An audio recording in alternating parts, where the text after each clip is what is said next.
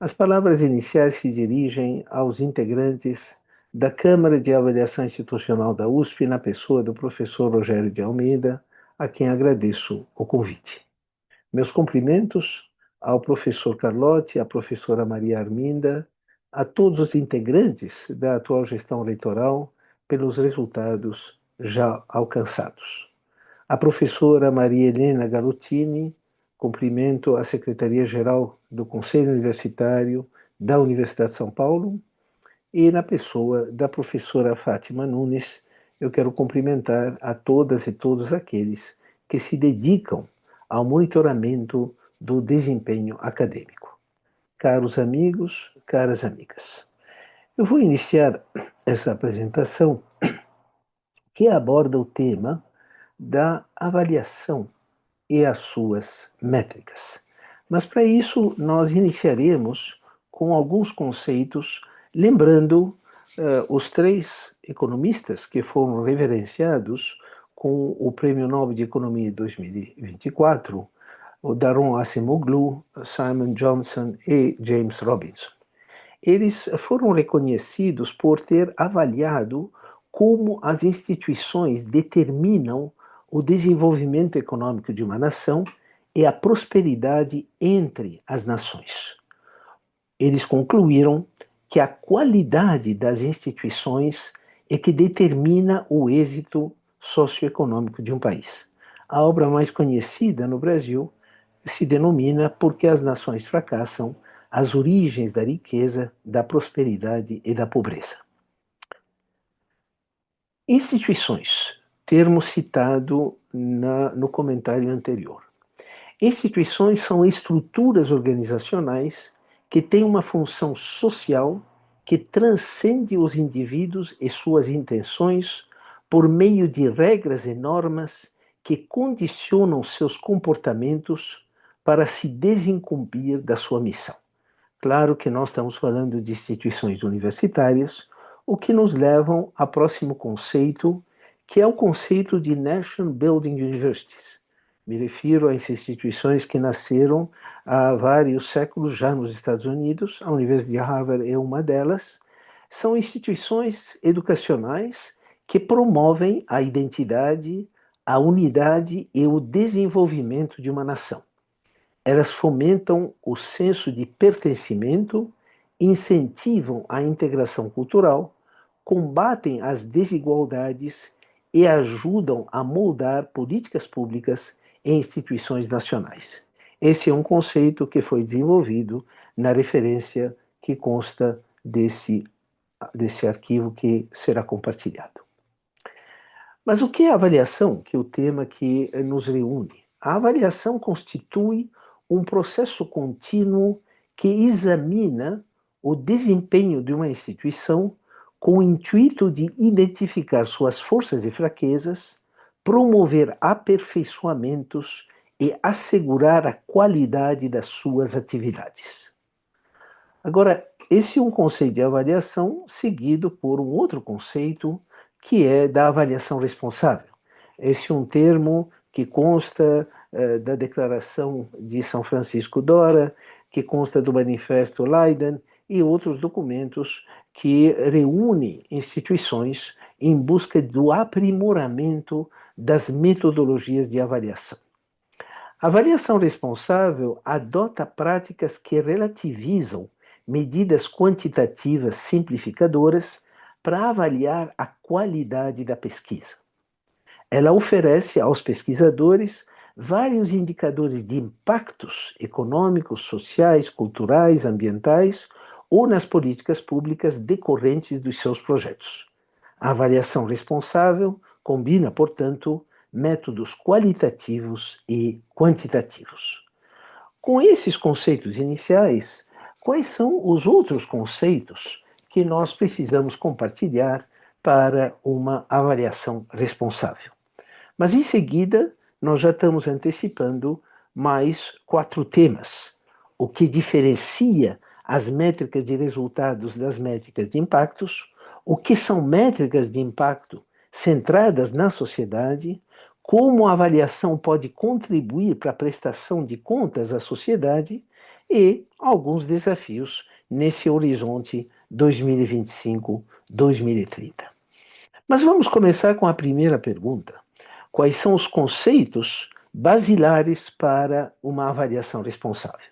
São 5 conceitos que nós vamos submeter à apreciação dos colegas: métrica, dado, indicador, resultado e impacto.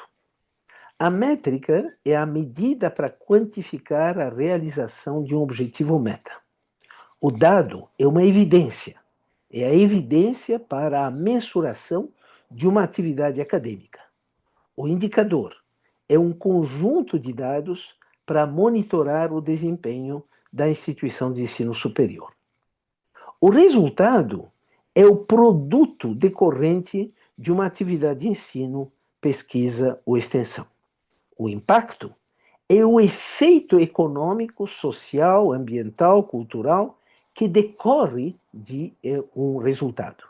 Vejam, portanto, esses 5 conceitos que serão desenvolvidos ao longo dessa alocução e que nos levam já a uma percepção do que nos distingue, do que nos diferencia entre as várias concepções de universidade, onde, portanto, esses conceitos, especialmente resultados e impactos, poderão ter significados próprios dependendo da concepção de universidade a qual pertencemos. Uma concepção liberal, que é a formação de pessoas cultas, com visão críticas e atentas aos valores da cidadania, uma concepção que nos une, mas ela está muito mais presente nas humanidades. A concepção utilitária, de formar profissionais com habilidades e competências técnicas para resolver problemas, que também estão presentes em várias áreas do conhecimento, mas especialmente nas engenharias, por exemplo. A concepção de pesquisa, que é a formação de cientistas com possibilidades infinitas de buscar a exatidão para a construção do conhecimento, concepção presentes nos institutos de física, institutos de química. A concepção social, que é a concepção para formar agentes de transformação, para responder às demandas sociais da saúde, da educação, nutrição e renda, e que nós vamos encontrar nas áreas da saúde, que seja medicina, saúde pública, nutrição, educação e economia e administração. Portanto, 4 concepções que se encontram nos colegiados, como o Conselho Universitário da USP, mas também nos conselhos centrais, cada um trazendo as suas temporalidades. E o que separa as concepções de universidade são temporalidades. Isto é, quando nós estamos lidando com a astrofísica, nós estamos lidando com o tempo do universo. Quando lidamos com a botânica, é o tempo da natureza. O tempo da ciência é atemporal. Nós estamos continuamente revisitando os conceitos e questionando o passado para a construção do futuro. Já o tempo do governo é um tempo de 2, 4 anos, 5 anos no máximo, dependendo da constituição do país. O tempo da empresa é um tempo de 3 a 5 anos. O tempo da mídia já é um tempo que se mede em segundos, na medida em que uma informação, um conteúdo, é transmitido quase que em tempo real. O tempo das redes sociais também é um tempo efêmero. Já o tempo das comunidades, o tempo das famílias, o tempo dos indivíduos, pode se medir ou em gerações, ou então, no caso do tempo dos indivíduos, dependendo da média de idade de cada comunidade.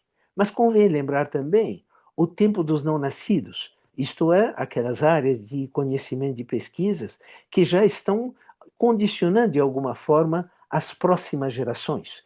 Na questão, por exemplo, das questões climáticas, as questões urbanas, são tempos que têm a ver com aqueles que ainda não nasceram.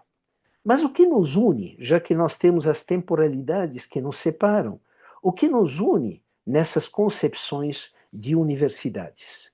São os valores.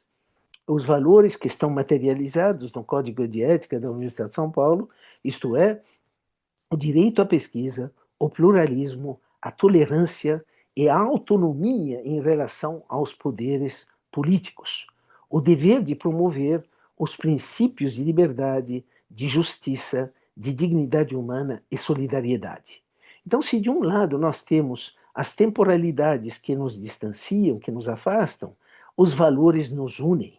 O que nos leva agora a ir para a segunda pergunta, que é o que diferencia as métricas de resultados das métricas de impactos. Quem avalia os resultados? O resultado é avaliado pelos pares, tendo por foco o rigor científico e a qualidade. Privilegia-se as métricas de excelência e a qualidade da pesquisa, do ensino, da extensão, distanciando-se de uma perspectiva de saturação e hiperprodutividade. Aí vale a pena lembrar a diferença que há entre um currículo Lattes, que pode receber dezenas, às vezes, mais do que dezenas de páginas, e o currículo, a súmula curricular da FAPESP, que exige em 4 páginas de inserir o que é prioritário em cada uma das áreas das atividades fins da universidade. Portanto, nós temos aqui a possibilidade de oferecer conteúdos para a avaliação dos pares. Já no caso da avaliação do impacto, e essa é a principal diferença entre o resultado que é um produto da atividade de ensino, pesquisa e extensão e o impacto que é o efeito na sociedade.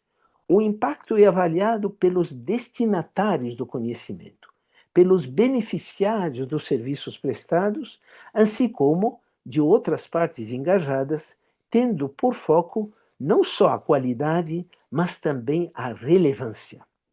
São valorizadas, então, métricas co-construídas com os destinatários do conhecimento e usuários dos serviços. Me refiro às clínicas odontológicas, me refiro aos serviços hospitalares e outros serviços que são oferecidos pela universidade.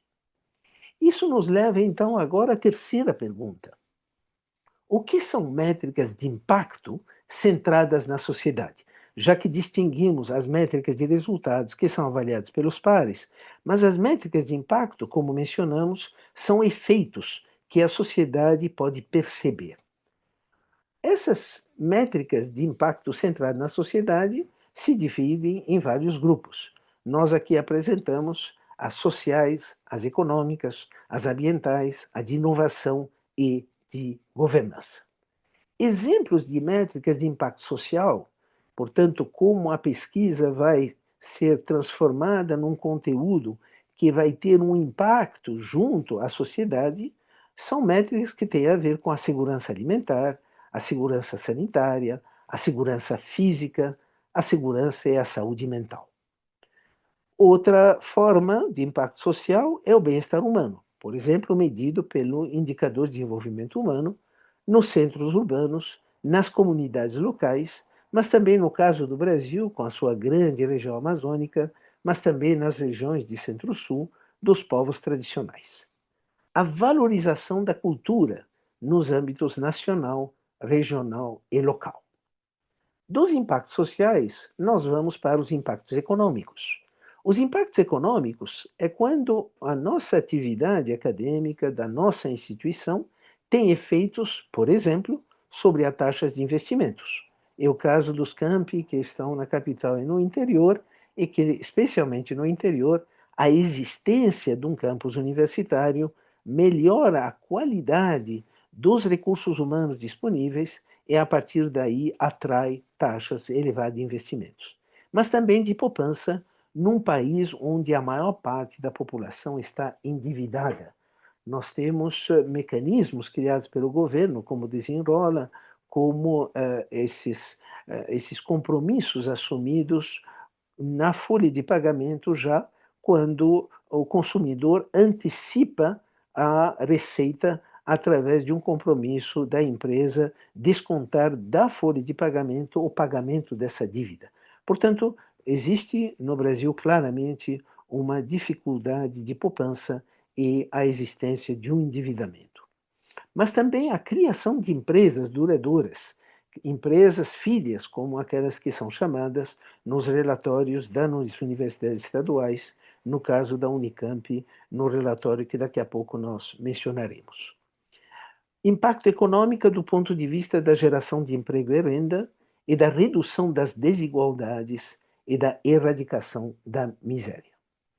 Dos impactos econômicos, nós podemos ir então para os impactos ambientais, como aqueles que estão na mira dos centros que foram criados e que olham para os impactos ambientais que devem ser, que devem assegurar a conservação da natureza. Portanto, aqui nós estamos falando de métricas que têm a ver, por exemplo, com a recuperação de áreas degradadas, a redução de emissões de gás de efeito estufa, a qualidade do ar e a qualidade da água, a preservação da biodiversidade e a economia circular. Cada um desses impactos gera métricas que têm a ver, então, com o impacto da nossa pesquisa. Os impactos na área de ciência, tecnologia e inovação resultam, então, por exemplo, em indicadores relativos ao aumento dos investimentos em ciência, tecnologia e inovação. Me parece que aí nossa relação com a FAPESP é um bom exemplo de como, se de um lado a FAPESP se alimenta com as atividades e os projetos de pesquisa das universidades que estão sediados no estado de São Paulo e em outros estados, quando são parcerias com outras FAPES, nós temos também a possibilidade de induzir conjuntamente FAPESP e universidade a atração de novos investimentos em ciência, tecnologia e inovação. Indicadores de progresso tecnológico, mas também indicadores de adoção de tecnologias. Me refiro, por exemplo, aqui ao acesso de qualidade, acesso à internet com qualidade. Nós temos isso nos grandes centros urbanos, mas vemos com preocupação uma limitação de acesso à internet de qualidade nas periferias das grandes cidades, como aconteceu na percepção da crise de Covid-19. E, do outro lado, nós temos o caso da Amazônia, onde a Starlink acaba servindo aos mais aquinhoados, mas apesar da existência de um fundo de tecnologia e de telecomunicações, nós não temos tido a possibilidade de oferecer a essa população da Amazônia um acesso à internet de qualidade. E os efeitos da ciência, tecnologia e inovação nas políticas públicas. Isso nos leva, finalmente, aos impactos em governança, isto quer dizer, o papel que a nossa pesquisa poderá trazer no desenvolvimento, na formação de lideranças, com a sensibilidade para combinar as estratégias de curto e de longo prazos, o monitoramento da implementação de políticas públicas, o engajamento nos processos decisórios e de avaliação, e, finalmente, lideranças que são capazes de construir métricas de resultados e métricas de impacto. Portanto, nós temos aqui exemplos de métricas e de impactos centrados na sociedade. Antes de seguir em frente, gostaria de abrir um parênteses no survey que foi realizado 3 anos atrás, em parceria do Projeto Métricas com a Declaração de São Francisco Dora. Esse é um texto que está disponível no portal Métricas e queria sublinhar algumas das observações que foram geradas quando fizemos uma consulta às várias universidades do Estado de São Paulo e que são dessignatários da Declaração Dora.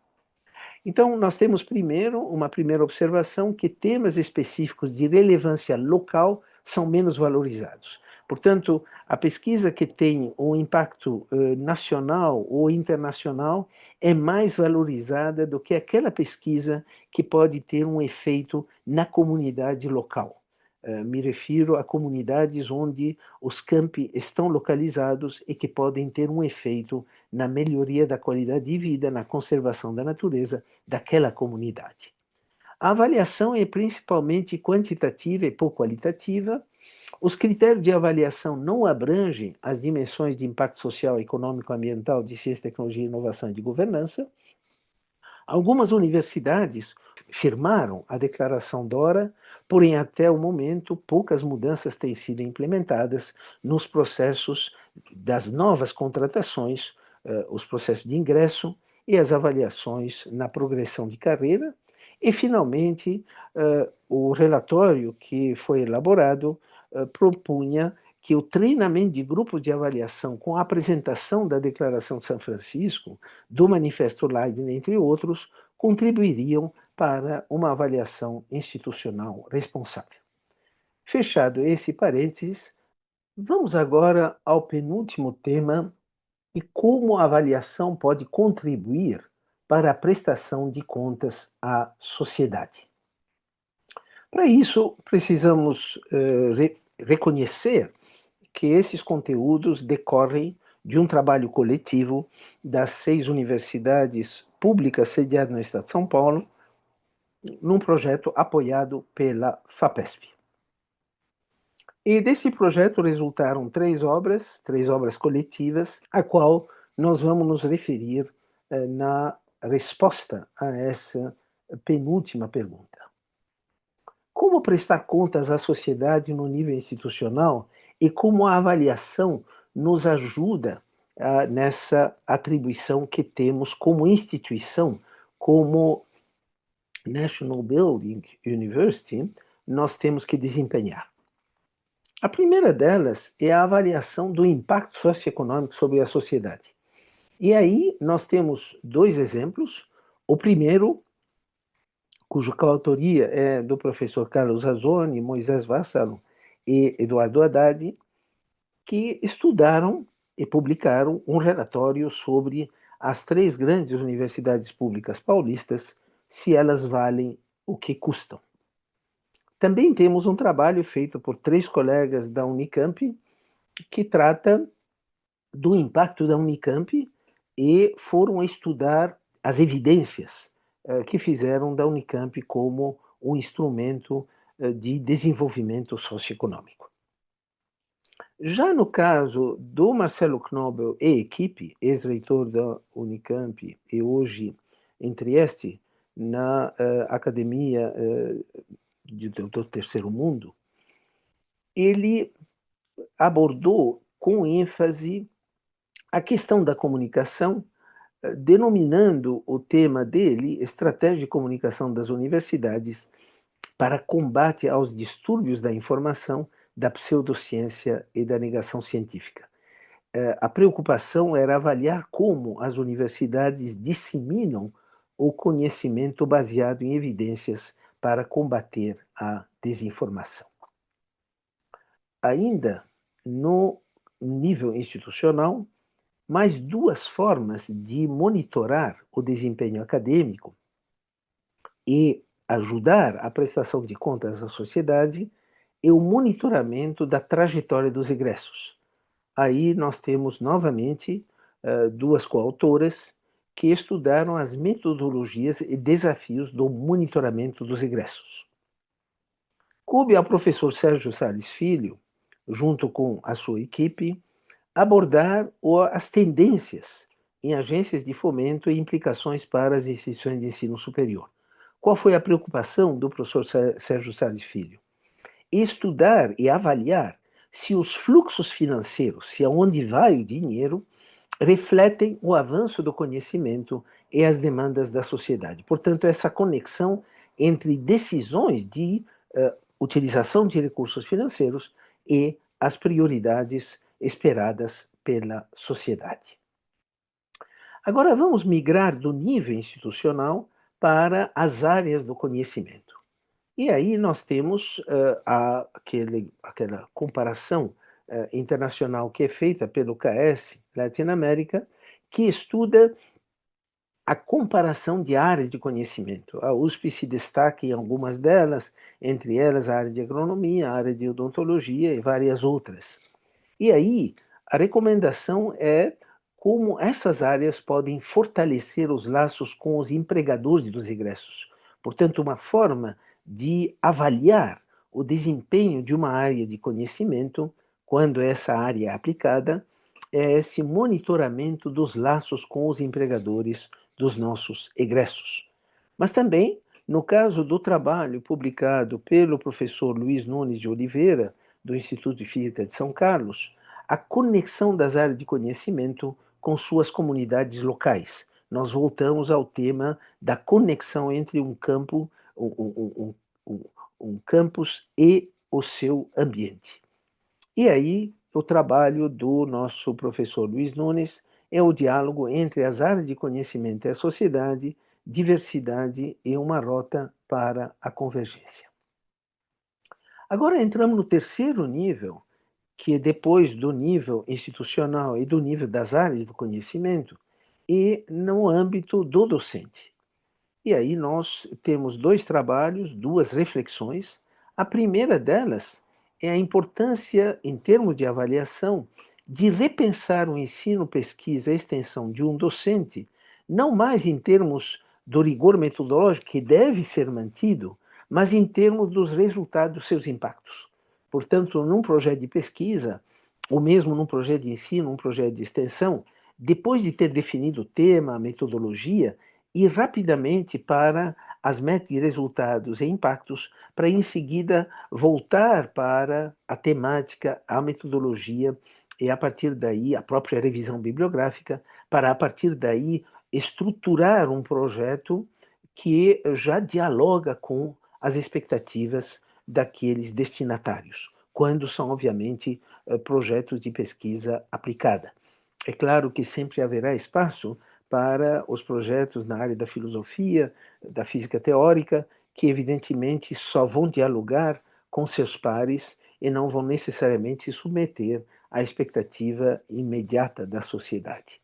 E sempre teremos uma pesquisa pura, uma pesquisa não aplicada a montante, que poderá dar resultados muitos anos depois, e nós somos sempre lembrados, e nós sempre lembramos dessa importância. Avaliar os impactos com base em evidências, esse foi o trabalho também publicado na trilogia da Giovana de Moura Rocha Lima, que hoje é a coordenadora, é uma brasileira, coordena a declaração DORA e a implantação das práticas da Declaração de São Francisco. Antes de passar para o último tema, convém lembrar o papel que temos na área de pesquisa aplicada de ir além do artigo publicado, além do artigo referenciado, além do artigo citado, é transformar o conhecimento em policy briefs, isto é, em um documento que possa ser lido e entendido pelo responsável ou pela responsável que tem o desafio de elaborar políticas públicas, discuti-las, concebê-las, implementá-las, monitorar os seus resultados, e isso nas várias esferas, tanto da área pública como das organizações não governamentais. E para essa proposição de políticas públicas decorrente de pesquisa, há três passos que aqui estão destacados. Em primeiro lugar, garantir que o melhor conhecimento científico possa contribuir às políticas públicas e moldar o debate público. Responder à demanda dos formuladores de política em escala local, regional e global. Nós tivemos a possibilidade de ir para a Assembleia Legislativa e ouvir os que integram o Legislativo Paulista. Isso gerou um conteúdo em vídeo, em um documento, que mostra essas expectativas. Eles têm interesse em receber esses policy briefs sobre temas sobre os quais eles têm que tomar decisões. Conceber e propor políticas públicas na esfera do pesquisador, do grupo de pesquisa e da instituição. E aqueles que tiverem interesse, há um acesso através desse arquivo para a elaboração de como escrever um policy brief. Nós já estamos chegando ao último tema dessa nossa apresentação, que são os desafios 2025-2030. São algumas reflexões para efeito de debate e discussão. Nós só vamos poder abordar a última delas, mas é bom sempre nós lembrarmos que quando falamos de avaliação, essa avaliação deve ser entendida como um meio de defesa da autonomia universitária frente especialmente à reforma tributária. Portanto, nesses próximos anos, a questão da defesa da autonomia universitária, que deve se alimentar claramente da excelência mas também da prestação de contas. Veja que uma das maiores universidades de escala global, me refiro à Universidade de Harvard, que é reconhecido pela sua excelência, mas mesmo assim enfrenta com o governo central americano os desafios que todos nós estamos informados. Portanto, não basta ser só excelente, nós precisamos da adesão da sociedade para nos defender, como aconteceu durante a crise sanitária Covid-19, quando foi a comunidade, a sociedade, que nos ajudou a preservar os recursos da universidade e da FAPESP. O segundo desafio é a inteligência artificial, aqui denominada Large Language Models, que estará sempre cada vez mais presentes nas atividades de ensino, pesquisa e extensão. O tema da ciência aberta e os efeitos China na ciência, tecnologia e inovação, e a construção da identidade universitária frente a essa evolução da educação à distância pós-Covid e a diversidade que estamos incorporando na universidade, mas que exige um esforço todo particular na questão da identidade universitária. O único tema que nós conseguimos abordar na data de hoje é como prestar contas à sociedade através de uma avaliação responsável. Com isso, e já concluindo, nós cobrimos 5 temas. Nós iniciamos com alguns conceitos que envolvem as instituições, o papel das instituições para o desenvolvimento de uma nação, inclusive na sua dimensão cultural, na sua dimensão de projeto de nação. Quais são os conceitos para a avaliação responsável? O que diferencia as métricas de resultados e impactos? O que são métricas de impacto centrado na sociedade? Como a avaliação pode contribuir para a prestação de contas dessa sociedade? E terminamos registrando alguns desafios 2025-2030.